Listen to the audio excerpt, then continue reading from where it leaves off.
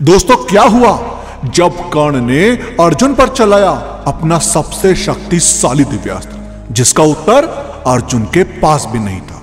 तो आइए जानते हैं, लेकिन वीडियो में आगे बढ़ने से पहले हमारे चैनल को सब्सक्राइब अवश्य करें और बेल आइकन जरूर दबाएं और साथ ही कमेंट बॉक्स में जय श्री कृष्णा अवश्य लिखेगा।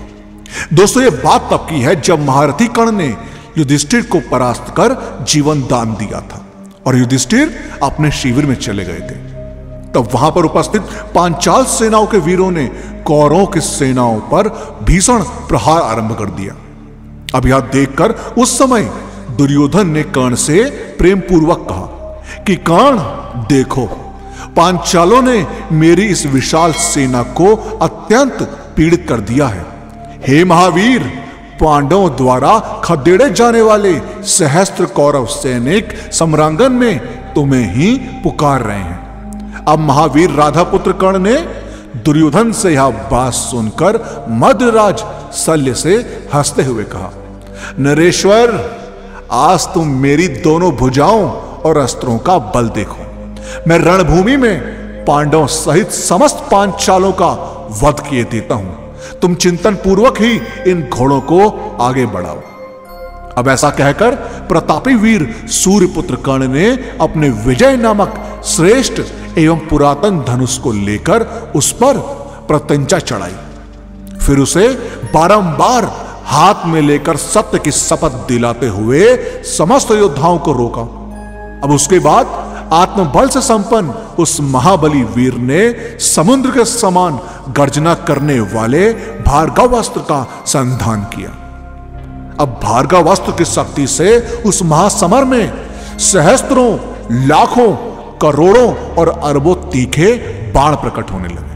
अब कंक और मोर के पंख वाले उन प्रज्वलित एवं भयंकर बाणों द्वारा पांडव सेना आच्छादित हो गई। उन्हें कुछ भी समझ नहीं आ रहा था। अब प्रबल भार्गवास्त्र से सम्रांगन में पीड़ित होने वाले पांचालों का महान हाहाकार सब ओर गूंजने लगा। गिरते हुए हाथियों, सहस्त्र घोड़ों, रथों और मारे गए पैदल मनुष्यों के गिरने से सारी पृथ्वी सब ओर से कंपित होने लगी। पांडवों की सारी विशाल सेना व्याकुल हो उठी। अब शत्रुओं को तपाने वाला योद्धाओं में श्रेष्ठ एकमात्र कर्ण ही अग्नि के समान शत्रु को मात देता हुआ आगे बढ़ता जा रहा था। अब वहीं कर्ण के द्वारा मारे जाने वाले पांचाल और छेदी योद्धा मूर्छित होकर इधर उधर गिर पड़ रहे थे और साथ ही महारथी कर्ण के भार्गवास्त्र द्वारा मारे जाते हुए सैनिक बारंबार अर्जुन और भगवान श्री कृष्ण को पुकार रहे थे।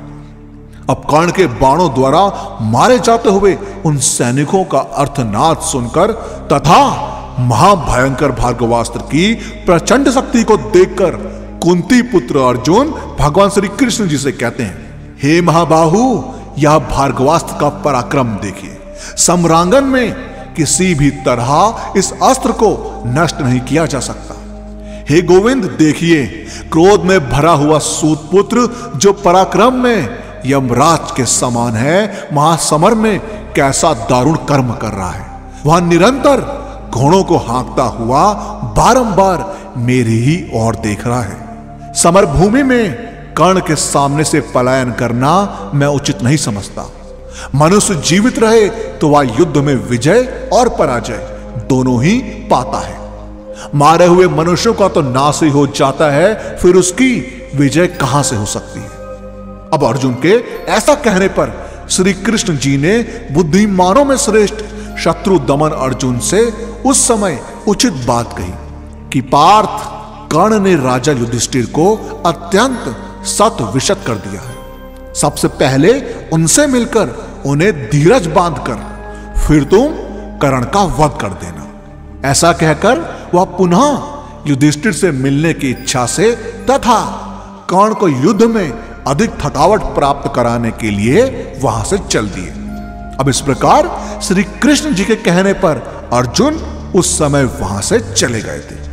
दोस्तों, आपका इस बारे में क्या कहना है हमें कमेंट के माध्यम से जरूर बताएं और इस वीडियो का पार्ट 2 चाहिए हो तो कमेंट्स में पार्ट 2 जरूर लिखें और वीडियो पसंद आई हो तो लाइक और शेयर करना मत भूलिएगा। हम आपको मिलते हैं अगली वीडियो में।